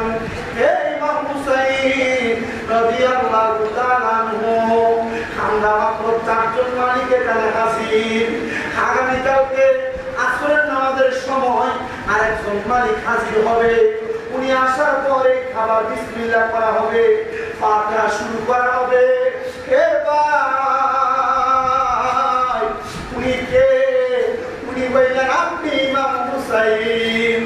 আগামীকালকে আসরের নামাজের সময় আসরের নামাজ কাজা হয়ে যায় বলে আপনার গলা মুবারকের মধ্যে তরবারি চালিয়ে দিবে। ইমাম হুসাইন কান্না করে, কান্না করতে করতে আর ঘুমান না। এমন টাইমে হযরত সাহাবা বানু ইমাম হুসাইন রাদিয়াল্লাহু তাআলা আনহুর বাম কাঁধ মুবারকের মধ্যে মাথা রেখে একটু ঘুমাইলেন।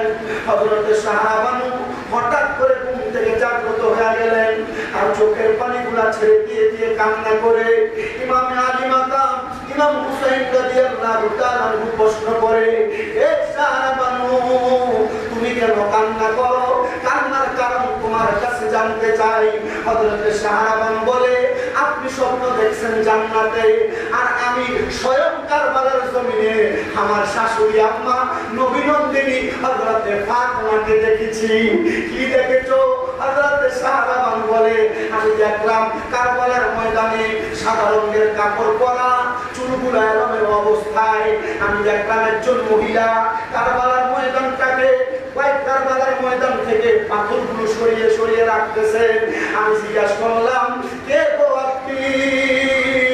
তিনি আমার উত্তর দেন, আমি নবী নন্দিনী হযরত খাতুনে জান্নাত ফাতেমা। আপনি কারবালায় কি করেন? এই জায়গা কেন পরিষ্কার করতেছেন? উনি আমার উত্তর দিয়েছে, আগামীকালকে নবীর কলিজার টুকরা নাতিকে এই জায়গায় শোয়া দেওয়া হবে। নবীর কলিজার টুকরা নাতিকে এই জায়গায় শোয়া দেওয়া হবে। নবীর কলিজার টুকরা নাতিকে এই জায়গায় শোয়া দেওয়া হবে। সেই নাতির কান মুবারকে একটা মশা পর্যন্ত বসে নাই, একটা মাছি পর্যন্ত বসে নাই। আগামীকালকে এই হুসাইনকে কারবালার মধ্যে শোয়া দিলে যদি হুসাইন একটা শব্দ করে রাহমাতুল লিল আলামিন নবীজির রওজা ঘরে থাকবে না। হুসাইনকে বাঁচানোর জন্য এই কারবালার ময়দানে চলে আসবে। হুসাইন যেন উৎসর্গ না করে, আমার হুসাইনের জন্য কারবালার ময়দান আমি ফাতেমা পরিষ্কার করে দিচ্ছি। জোরে বলেন সুবহানাল্লাহ। হযরত ফাতেমা তুজ-জাহরাকে দেখার পর আর রাত্রবেলা ঘুমান না। হযরত ইমাম আলী মাকাম ইমাম হুসাইন রাদিয়াল্লাহু তাআলা সকাল হয়ে গেছে, কারবালায় রওনা করবে। ইমাম আলী মাকাম আলী রাদিয়াল্লাহু তাআলা তরবারিটা নিয়ে নিছেন। ইসলামের জবরদস্ত খলিফা, বড় যুদ্ধ করনেওয়ালা হযরত আমির হামজার বর্ম মুবারক ওনার বুক মুবারকে লাগাইছেন। নানা মুহাম্মদ রাসূলুল্লাহর পাগড়ি মুবারক মাথা মুবারকে লাগাইছেন। নানা জানের হযরত বড় ভাই ইমাম হাসানের পাঞ্জাবি মুবারক শরীরে লাগাইছেন। লাগিয়ে রওনা করলেন। যুদ্ধের ময়দানে যাওয়ার সময় পিছনের দিকে ফিরে বলছেন, হে আহলে বায়াতের সদস্যরা, এই কারবালা থেকে তোমরা যখন মদিনাতে ফিরে যাইবা, আল্লাহর রাস্তে আমার নানার কাছে আমি হুসাইনের একটা সালাম দিয়ে দিও। কারবালার ময়দানে রওনা করছেন। যাওয়ার সময় হযরতে খাতুনে জান্নাত ফাতেমার কলিজার টুকরা সন্তান ইমামে আলী মাকাম ইমাম হুসাইন বলেছেন, হে আহলে বায়াতেরা, আমার নানার রওজাতে আমার একটা শেষ সালাম দিয়ে দিবা। উনি সামনের দিকে অগ্রসর হয়। এমন টাইমে কারবালার ময়দানে ইমাম হুসাইন অনেকগুলা কারামত দেখাইছেন। কারবালার ময়দানের সামনে যখন আগাইলেন, এমন টাইমে ইবনে হুজ্জাজ নামক একজন লোক ইমাম হুসাইনের সামনে জিজ্ঞাসা করে, তুমি কি ইমাম হুসাইন? উনি বলেন, হ্যাঁ। এ বলতেছে, এই মুহূর্তে কে আছো হুসাইনের গর্দান আলাদা করবে, তাকে জাহান্নামে পাঠাবে।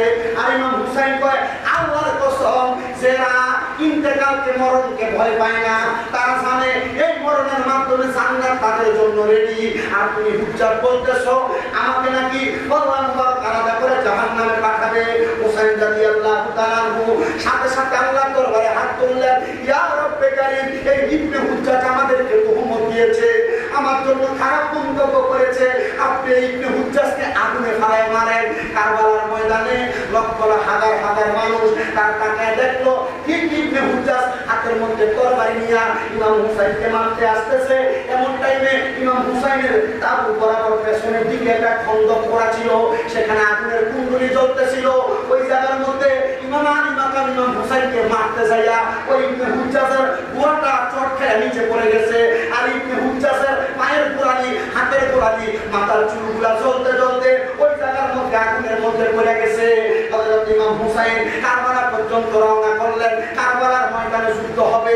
হযরত আলী মাকাম ইমাম হুসাইন রাদিয়াল্লাহু তাআলা যুদ্ধ করতে সামনে যাবে।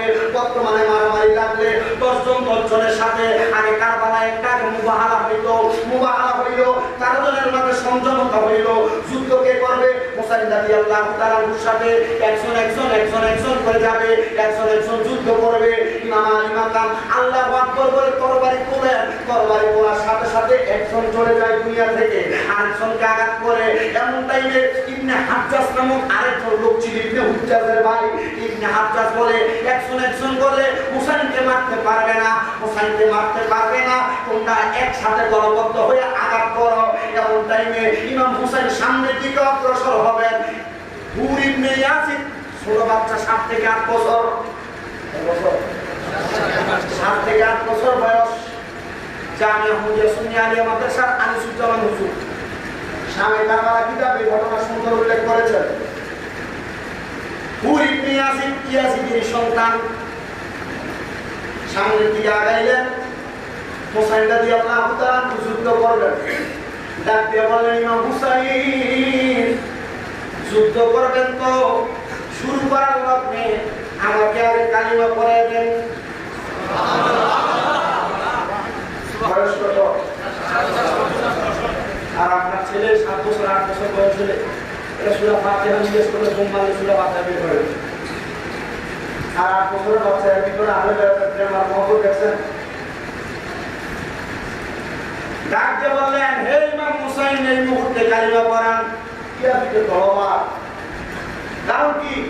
তোমার বংশধরী আছে, তুমি তাদের সাথে থাকবা, আমার কাছে বায়াত কেন গ্রহণ করবা? উনি বলছেন, আমার আত্মাকে আমি জন্মের পর থেকে দেখছি আহলে বায়াত নবীর বংশের বিরোধিতা করতেছে। হে আমার কলিজার টুকরা, আহলে বায়াতের বংশধর হযরত ইমাম আলী মাকাম ইমাম হুসাইন, আপনি আমাকে এই মুহূর্তে কালিমা পড়ায় দেন। কারণ আমি নিয়ত করেছি, যেদিন থেকে নবীর বংশের বিরোধিতা আমার আব্বা করেছে, ওই দিন থেকে আমি নিয়ত করছি, যদি কোনোদিন ইমাম আলী মাকাম ইমাম হুসাইনকে আমার সামনে পাই, আমি ওনার হাত থেকে বায়াত গ্রহণ করবো।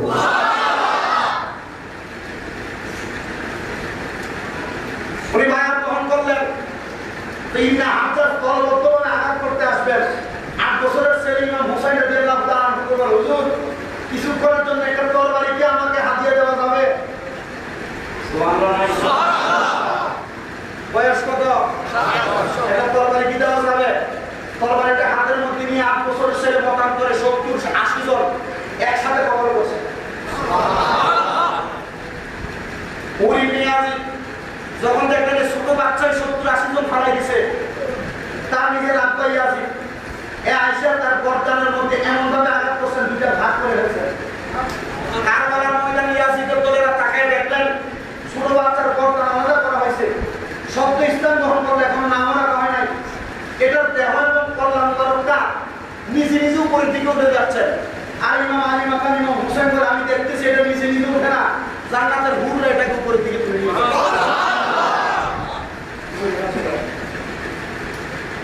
যাচ্ছে। তো বললো কয়েকজন হুজুর এত বড় নাম নাই, নাম কি? বলেছে এর নামই হুরে জান্নাত। নাম কি? মানে জান্নাতের হুর। কেন জান্নাতের হুরটা তার উপরে নিয়ে গেল?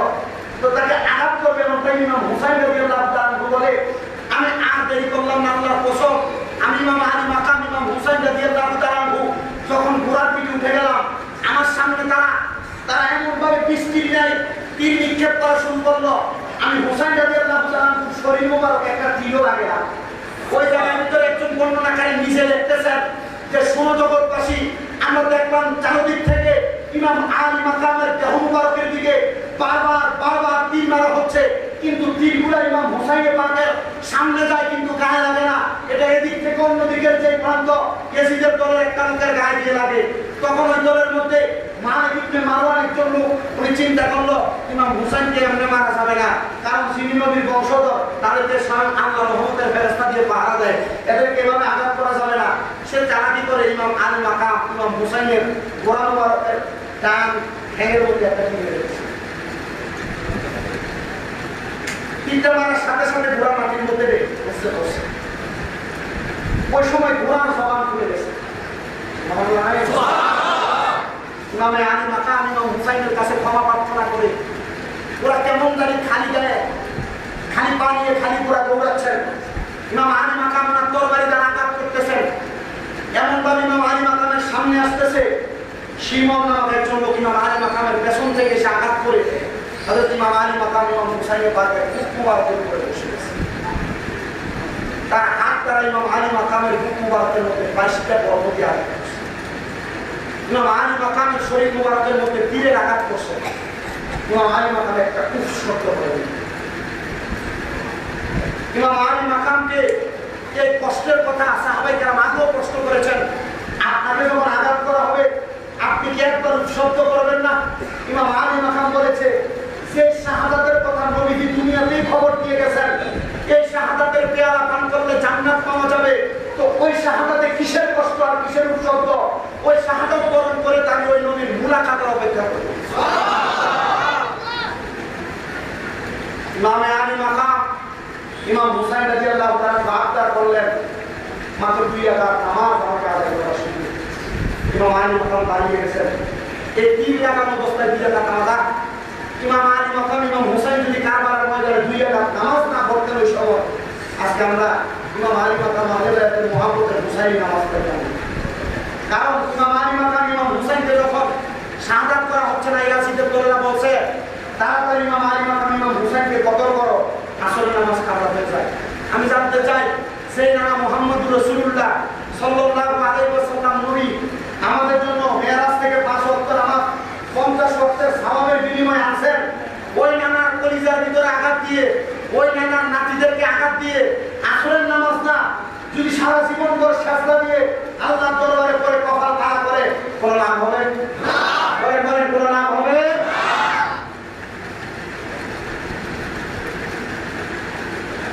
ইমামে আলী মাকাম ইমাম হুসাইন দাঁড়িয়ে গেলেন, নামাজের মধ্যে সাজদা রুকুগুলো অন্য কোন নামাজের মতো বড় করেন নাই। ইমামে আলী মাকাম ইমাম হুসাইন রাদিয়াল্লাহু তাআলা তাড়াতাড়ি করে 1 রাকাত নামাজ শেষ করলেন। দ্বিতীয় রাকাত নামাজের প্রথম সিজদা আদায় করলেন। প্রথম সিজদা আদায় করার পর ইবনে জিয়াদের লোকের মধ্য থেকে একজন বলল, হুসাইন যদি কারবালার ময়দানে এই নামাজ পরিপূর্ণ করে ফেলে আল্লাহর কসম হুসাইনের তরবারি থেকে কেউ তোমরা বাঁচতে পারবে না। ইমামে আলী মাকাম ইমাম হুসাইন রাদিয়াল্লাহু তাআলা আরেকটা সিজদা দেওয়ার আগে ওই শিমন নামক লোক ইমাম হুসাইনের পাকের পিছন দিক থেকে আঘাত করে নামাজের মুসল্লার মধ্যে ইমাম হুসাইনকে ফেলে দিয়েছেন। ইমাম হুসাইন রাদিয়াল্লাহু তাআলা ওনাকে বারবার প্রশ্ন করা হয়, হে হুসাইন তুমি তো আগে যখন নামাজ আদায় করতে তুমি এমন ভাবে নামাজ পড়তে সবাই তোমার জন্য অপেক্ষা করতো, তোমার নামাজ অনেক লম্বা। হুসাইন, কারবালার ময়দানে কেন এত তাড়াতাড়ি করে নামাজ শেষ করলা? ইমাম আলী মাকাম ইমাম হুসাইন বলেছে, এখন যদি আমি দেরি করে নামাজ শেষ করি, ইয়াজিদের দলেরা বলবে হুসাইন শাহাদাত বরণ করবে, মৃত্যুবরণ করার পরে হুসাইন নামাজ লম্বা করেছে, এই জন্য আমি আমার নামাজকে ছোট করেছি। ও বন্ধু, হুসাইন পাকের গলা মুবারকের মধ্যে তরবারি দ্বারা আঘাত করা হয়। ইবনে জিয়াদের শিমন নামক লোকটা জিজ্ঞাসা করে, হুসাইন, এত ধারালো তরবারি যারা একসাথে 100টা উটনি কোরবানি করা যায়, 100টা বকরি জবা করা যায়, তবুও তার ধার কমে না, কিন্তু তোমার গলা কেন এখন কাটে না? হুসাইন রাদিয়াল্লাহু তাআলা জবাব দেয়, এই গলা কিভাবে তরবারি কাটবে? এই গলার মধ্যে আল্লাহর হাবিব মুহাম্মদ মুস্তাফা আহমদ মুস্তাফা সাল্লাল্লাহু আলাইহি ওয়াসাল্লাম সকাল সন্ধ্যা চুমু খাইতেন। এই তরবারি দিয়া আমি হুসাইনের পাকের গলা মুবারক কাটতে পারবে না। ও বন্ধু, হুসাইনের পাকের দেহ মুবারকটাকে উল্টায়া ঘাড় মুবারকের বাপের চুলগুলাকে কিতাব প্রমাণ করে সাওয়ারিকুল মুহরিকার মধ্যে ওই শিমন নামক ইমাম আলী মাকামের বাপের মুবারক চুলগুলার মধ্যে এমন ভাবে বইয়া পিছন দিক থেকে ঘাড় মুবারকের মধ্যে আঘাত করে হুসাইনের পাকের কল্লা মুবারকের দিকে ফেলে রাখছে, দেহ মুবারকের দিকে ফেলে রাখছে। শোনে তাফসীর ইবনে আব্বাসের বর্ণনাকারী হযরত আব্দুল্লাহ ইবনে আব্বাস রাদিয়াল্লাহু তাআলা বলে, ওই দিন 10 মুহররমের দিন আমি মক্কা শরীফে তাওয়াফ করার পর হাতিমে কাবার সঙ্গে গেলাম যে আমি একটু ঘুমিয়ে গিয়েছিলাম। আসরের নামাজের সময় আমি এমন টাইমে স্বপ্নের মধ্যে দেখলাম আমার নবী মুহাম্মদ রাসূলুল্লাহ মাথা মুবারকের চুল মুবারক গুলো এলোমেলো, দাড়ি মুবারক গুলা মুছ মুবারক গুলার মধ্যে আমি দেখলাম আমার নবী রক্ত মুবারক আর বাড়ি মুবারক লাগা। আমি স্বপ্নের মধ্যে আমার নবীকে প্রশ্ন করলাম, ইয়া রাসূলুল্লাহ, ও মায়ার নবী, আপনার চোখ মুবারকের মধ্যে রক্ত দেখা যায়, আপনার দাড়ি মুবারক মুছ মুবারকের মধ্যে বাড়ি দেখা যায়, নবীজি আপনার হাত মুবারকের মধ্যে একটা পাত্র দেখা যায়, কারণ কি? আপনার কাছে জানতে চাই। আমার নবী আমি হযরত ইবনে আব্বাস উত্তর দিয়েছে, শোনো, কারবালার ময়দানের মধ্যে আমার কলিজার টুকরা হযরত ইমাম হুসাইনের কল্লা মুবারক আলাদা করে দেওয়া হয়েছে, আর হুসাইনের পাকের কাটা কল্লা মুবারক সের মুবারকের মধ্যে আমি দয়ার মধ্যে আমার মুখ মুবারক লাগিয়ে লাগিয়ে চুমু খাইছি।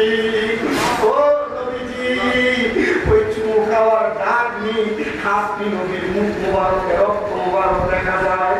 নবীজি আপনার দেহ মুবারকের মধ্যে ধুলাবালি, আমার নবী কয় হুসাইনের পাকের কাটা দেহ মুবারক কারে আমি নবী জড়ায়া ধরছি, এই জন্য আমার দেহ মুবারকের ধুলাবালি দেখা যায়।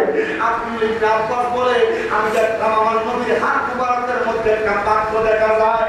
আমি দেখলাম কারবালার জমিনে আমার নবীজি নবীর হাত মুবারক দিয়ে রক্ত মুবারক গুলা পাত্রের মধ্যে নিতেছে। আমি জিজ্ঞাসা করলাম, ইয়া রাসূলুল্লাহ, কারবালার ময়দানে হুসাইনের পাকের রক্ত মুবারক গুলা কেন আপনি এই পাত্রে নিতেছেন? আমার নবী উত্তর দিয়েছে, হে হযরতে ইবনে আব্বাস, শোনো, কাল ময়দানে মাসরে আমি আমার আল্লাহ তাআলার কাছে বলবো, আমার হুসাইনের পাকের সের মুবারক কল্লা মুবারকের যে রক্তগুলা মাটিতে পড়ছে, এই রক্ত মুবারকগুলা আল্লাহর দরবারে দেখায়া বলবো, এই রক্ত মুবারকের বিনিময়ে আমি নানার লক্ষ লক্ষ কোটি কোটি গুনাহগার উম্মতদের নাজাত দিয়া দাও। আল্লামা ইকবাল তো ঘোষণা করেছে, ইসলাম জিন্দা হোক আগে হার কারবালা কি বাত। ইসলামটা জিন্দা হয়েছে কারবালার পরে, কারণ বদর খন্দকের যুদ্ধে সাহাবায়ে কেরাম শাহাদাত বরণ করেছে একভাবে ইসলামের জন্য, কিন্তু হুসাইনের পাক ওনার নানা উম্মতের জন্য সের মুবারক কাটায়া প্রমাণ করে দিছে নানার উম্মতকে বাঁচানোর জন্য আহলে বায়াতের বংশধরেরা তাদের জীবন বিসর্জন করেছে। যুগ যুগ ধরে নবীর বংশধরকে আমরা স্মরণ রাখবো, আর যারা স্মরণ করে কবরে যাবে তাদের ঠিকানা হবে জান্নাত। জান্নাত, তাদের ঠিকানা হবে জান্নাত। আর ওই জান্নাতের জন্য আমার নবীজি হুসাইনে পাকের রক্ত মুবারকগুলো সংগ্রহ করেছে। জবান খুলে বলে সুবহানাল্লাহ। আল্লাহুম্মা সাল্লি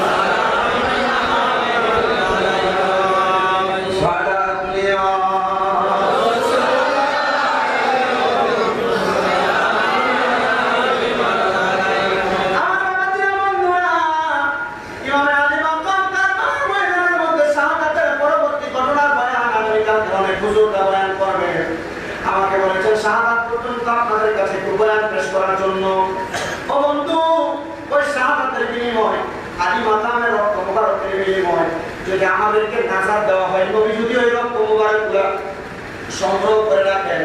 এই প্রমাণ যদি প্রখ্যাত তাফসীরের কিতাবে আব্দুল ইবনে আব্বাস রাদিয়াল্লাহু তাআলা বর্ণনা করে। আমি জানতে চাই আপনারা যে সীমা এলাকায় মুহাম্মদিয়া জামে মসজিদের মধ্যে আজকে এত সুন্দর পার্কিং বা বিশ্বআদে কারবালা মাহফিলের আয়োজন করেছেন, আমার আল্লাহ তাআলা চাইলে যারা মাহফিলের মধ্যে টাকা দিয়ে, পয়সা দিয়ে, শ্রম দিয়ে, বুদ্ধি দিয়ে, পরামর্শ দিয়ে, কবর পর্যন্ত দিয়ে সহযোগিতা করেছে, আমার আল্লাহ ওই ব্যক্তির বংশের মানুষ যারা কবরে ইমাম আলী মাকাম, ইমাম হুসাইনের পাক এবং শাহাদাতে কারবালা বরকতে তাদের বংশের কবর আযাব মাফ করতে পারে কি পারে না? তবে আপনাদের সবার কাছে আবদার, শাহাদাতে কারবালা মাহফিল করলেন, কারবালার মাহফিলের মাধ্যমে জীবনের গুনাহ ক্ষমা প্রার্থনা করলেন, বংশের কবর আযাব মাফ প্রার্থনা করলেন, কিন্তু হয়তো অনেক সন্তানেরা জান্নাতের বাগান মাহফিলের মধ্যে বসে গেলেন। বাড়ির মধ্যে আপনারা অনেকে মা বাপকে ঠিক মতো খাবার দেন না, মা বাপকে আঘাত দিয়ে কথা বলেন, অথবা মা বাবাকে আপনারা আলাদা করে দিচ্ছেন। এ ব্যাপারে আমি আপনাদের কাছে ক্ষমা প্রার্থনা করি। এবং 10টা 50টা মাহফিল করলে কোনো লাভ হবে না যদি আপনি এদের মনের মধ্যে আঘাত দেন, এদের মনের মধ্যে কষ্ট দেন। আপনাদের কলমের মধ্যে আমি হাত দিয়ে বলবো, যদি কেউ আপনারা আপনাদের মা বাবার মনের মধ্যে আঘাত দিয়ে থাকেন, কষ্ট দিয়ে থাকেন, এখান থেকে বাড়িতে যাইবেন। বাড়িতে যাওয়ার পরে আম্মা বা দুইজনের কদমগুলোর মধ্যে ধরে ডাক দিয়ে বলবেন, আম্মা জান, আব্বা জান, আপনাদের কদমের মধ্যে ধরলাম, আল্লাহর রাস্তায় সন্তানকে মাফ করে দেন। যতক্ষণ পর্যন্ত আপনার মা, আপনার বাবা তাদের মুখ দিয়ে বলছে আপনাকে ক্ষমা করে দিছে, ততক্ষণ পর্যন্ত আপনি আপনার মা বাবার কদম ছাড়বেন না। হুজুর কেন? কারণ এদের কদম না চাইলা যদি আপনি ক্ষমাটা নিতে পারেন, আপনার মা বাবা যদি আপনাকে ক্ষমা করে দেয়, স্বয়ং আল্লাহ তাআলা আপনাকে ক্ষমা করে দিবেন। আজকের মাহফিল আপনার জন্য কবুল হবে। কিন্তু অনেকে চিন্তা করে, হুজুর যাদের বাড়িতে মা আছে তারা বাড়িতে যে মার পায়ে ধরে মাপ চাইবে, যাদের বাড়িতে বাবা আছে তারা বাড়িতে গিয়ে বাবার পায়ে ধরে মাপ চাইবে। হুজুর আমার মা নাই, আমার বাবা নাই, আমার মা তো কবরে, আমি কার পায়ের মধ্যে ধরে মাপ চাইবো? হুজুর আমার বাবা কবরে, আমি কার পায়ের মধ্যে ধরে মাপ চাইবো? সন্তানের দলেরা আপনাদের কদমের মধ্যে হাত দিয়ে বলবো, কিছুক্ষণের মধ্যে আখিরি মুনাজাত হবে। আখিরি মুনাজাতের মধ্যে আপনার মার জন্য, বাবার জন্য দোয়া করা হবে। আল্লাহ দরবারে রব্বির হামহুমা কামা রব্বায়ানি সগীরা ওয়া কুর রব্বির হামহুমা কামা রব্বায়ানি সগীরা বলে আল্লাহর কাছে দোয়া করবেন, আল্লাহ আমার মা কবরে, আমার বাবা কবরে, আজকে 5 দিন ব্যাপী মাহফিলের দ্বিতীয়তম দিনে আখিরি মুনাজাতের মধ্যে আপনার কাছে ক্ষমা প্রার্থনা করি। আল্লাহর নবী, রহমতের নবী হাদিস বর্ণনা করে দিয়ে বলেন, কোন সন্তান যদি মা মারা যাওয়ার পরে, বাবা মারা যাওয়ার পরে রব্বির হামহুমা কামা রব্বায়ানি সগীরা বলে চোখের মনি কোঠার মধ্যে একটা মাছির মাথা পরিমাণ পানি ছেড়ে দিয়ে কান্না করে, ওই পানিটা মাটিতে পড়ার আগে আমার আল্লাহ তার মা বাবার জীবনের গুনাহ মাফ করে দেয়।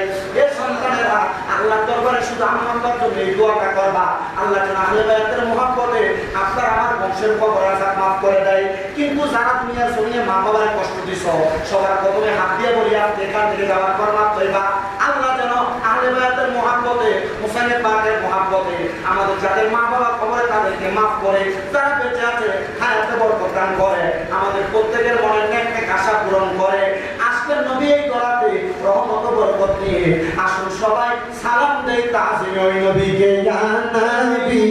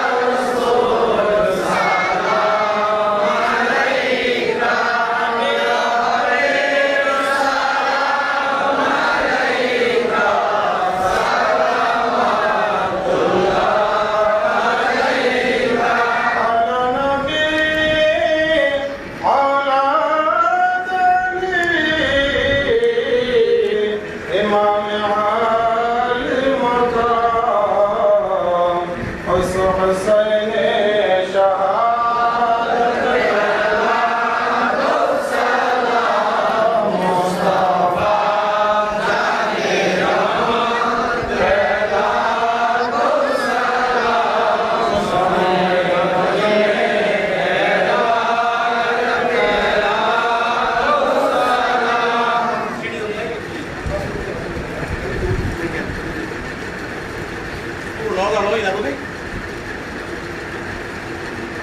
আমি তোমার উত্তর এটা দেবো তোমায় বাচ্চারা কিছু নেই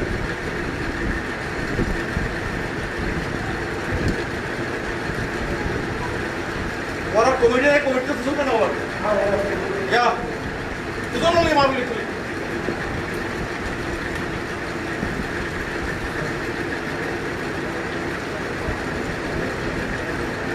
शेयर करो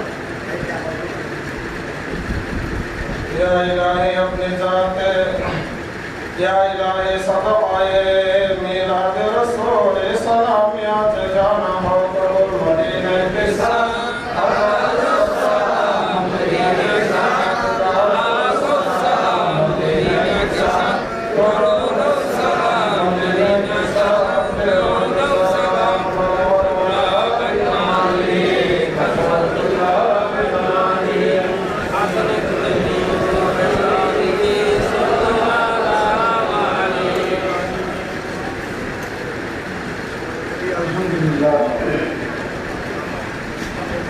আজকের মাহফিলের যিনি সম্মানিত সভাপতি আমার উস্তাদ সমতুল্য আমাদেরই মোহাম্মদ খান মসজিদের প্রতিযোগ মোকাররম আলহাজ আল্লামা ফারি সৈয়দ মোহাম্মদ কেয়ার সাহেব মাদ্রাসিল্লাহুল আলিয়া আল্লাহকে হায়াতি হুজুরে এসে উপস্থিত হয়েছেন সবাইকে আলহামদুলিল্লাহ। আমি আমার ধারাবাহিকতায় আমার এই ক্ষুদ্র এলেমে আমার এই মস্তিষ্কে যতটুকু ছিল চেষ্টা করেছি আপনাদের ইমাম আলী মাকাম ইমাম হুসাইন রাদিয়াল্লাহু তাআলা আনহু শাহাদাতের বিন্দু পরিমাণ সংক্ষিপ্ত বয়ান আপনাদেরকে শোনান। আল্লাহ যেন এই বয়ান থেকে আমাদের সিনার মধ্যে আহলে বায়াতে রাসূলের মুহাব্বত পরিপূর্ণ দান করে বলেন আমিন। অধিক কষ্ট করে জার্নি করে আসার কারণে আর পেশা দিয়ে কথা বলার কারণে আমার কথা আসতেছে আসছেন আপনাদেরকে নিয়ে মূল্যবান দোয়া করবেন হুজুরের কাছে দোয়া কামনা করে ইনশাআল্লাহ আমি আপনাদের কাছে দোয়া চাচ্ছি। আপনারা বিশেষ করে কুমিল্লাতে আমার যে মাদ্রাসাগুলো আছে আমার মাদ্রাসাগুলোর জন্য দোয়া করেন। দুটা মিডিয়া মাদ্রাসা পাশাপাশি যে চারটা আছে এগুলো হিপসখানা হাফিজি মাদ্রাসা এগুলোর জন্য দোয়া করেন। দোয়া করেন বিশেষ করে সবাই এটুকু যেন আল্লাহ সহি সালামত আমাকে পৌঁছে সেই দোয়া করবেন। আসসালামু আলাইকুম ওয়া রাহমাতুল্লাহি ওয়া বারাকাতুহু। আলহামদুলিল্লাহ শুকরিল্লাহ এতক্ষণ ধরে আলোচনা পেশ করলেন আজকের মাহফিলের সম্মানিত প্রধান আলোচক বিশিষ্ট আলেম দ্বীন জনাব মাওলানা মোহাম্মদ শামীম হোসেন রাজা কাদের মাদ্দাউদ্দিন হুলা আলী। সূত্র বিস্তৃতি আমাদের মাঝে এসে উপস্থিত হয়েছেন 5 দিনব্যাপী মাহফিলের সম্মানিত সভাপতি ঐতিহ্যবাহী বড়লিয়া সালামিয়া দরবার শরীফের সম্মানিত শাহজালানশী অত্র মসজিদের সম্মানিত খতিব মুকাররম বিশিষ্ট ইসলামী চিন্তাবিদ হযরতুল আল্লামা আলহাজ জনাব মাওলানা কারি সৈয়দ ইয়াদ মোহাম্মদ কের হুজুর কাবলা মামতাজুল হুরালি। আমি হুজুরকে সভাপতির আসন অলঙ্কৃত করার জন্য বিশেষভাবে অনুরোধ জানাচ্ছি। চিত্র উপস্থিতি এই পর্যায়ে গুরুত্বপূর্ণ বক্তব্য পেশ করবেন 5 দিনব্যাপী মাহফিলের সম্মানিত সভাপতি ঐতিহ্যবাহী বড়লিয়া